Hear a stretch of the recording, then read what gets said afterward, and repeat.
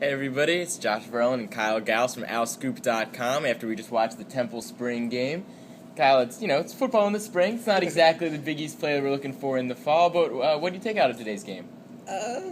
Certain parts were talented, certain parts were spring football.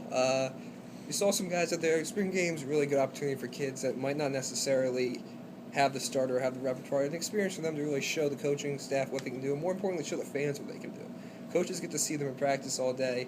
Most fans don't. So I think you saw some guys out there really show some Temple fans that we can play. Two youngsters for me really stood out on defense. Let's start with Nate Smith, the linebacker. He's got to fill in for graduate senior Steven Johnson. Redshirt freshman comes in there. He's running the defense. What do you think of his performance? I think it looked good. Like you said, he seemed like to have like the old cliche had a nose for the ball. It just seemed. I think the first 4 or 5 plays, Nate's name was just always there. It was either Nate Smith made the tackle or he was right there. He's got the pedigree. His brother is obviously L.J. Smith, former Eagles tight end. He went to the Ravens afterwards, but he seems like a guy that really knows football. Really, Steve Adazio is a tough-nosed guy. Really has a love for the game, and I think he really turned some heads today. I think not necessarily call him the favorite to fill that Mike spot, but he's definitely going to be in the competition. Yeah, he was all over the place. I mean, that's what you like to see in a linebacker. Like you said, when you hear that name, Nate Smith making the tackle, the tackle. It's definitely what you like to see. And then on the offense, Jalen Fitzpatrick, kind of a wide receiver running back, he had a big game as well. Yeah, Jalen was another highly recruited guy.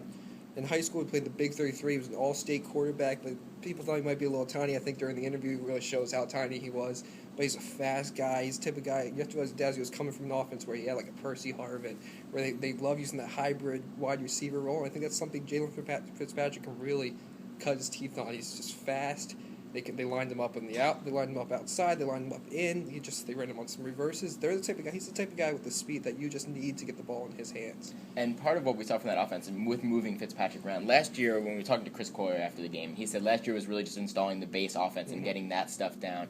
What did you see from them in terms of taking that next step with Adazio's offense? I think you definitely saw just by sheer amount of throws that they let Coyer do, that they're that they're actually going to try to spread the ball around a little.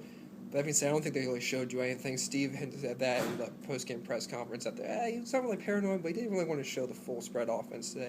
And I think that's the type of thing where if they can execute the spread offense, that can make the transition to Big East football a lot smoother. The real question with this offense is, the offensive line, because they graduated 4 of the 5 guys. Yeah, they get Sean Boyle back from injury, but how crucial is that offensive line to being able to run this offense?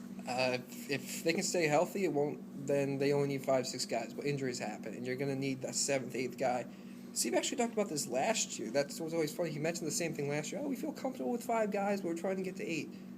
Well, that last year's offensive line turned out okay. They ended up, Bernard Pierce set a lot of records. They ran behind it.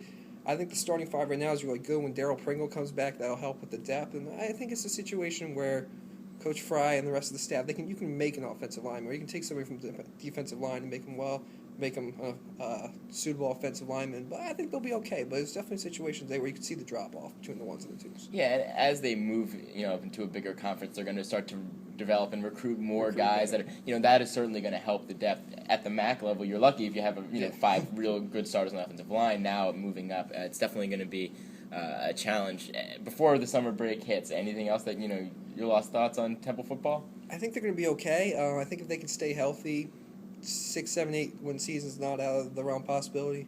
I think if certain key guys go down and there's nobody steps up, then it could be a lean season. But my gut tells me that they're going to be able to make the transition to Big East relatively smoothly. Well, like we've said, it's a spring game, so there's only so much you can take away, but it's certainly going to be an exciting year for Temple as they move into the Big East. For Kyle Gauss, I'm Josh Verlin from OwlScoop.com. Have a good one, everybody.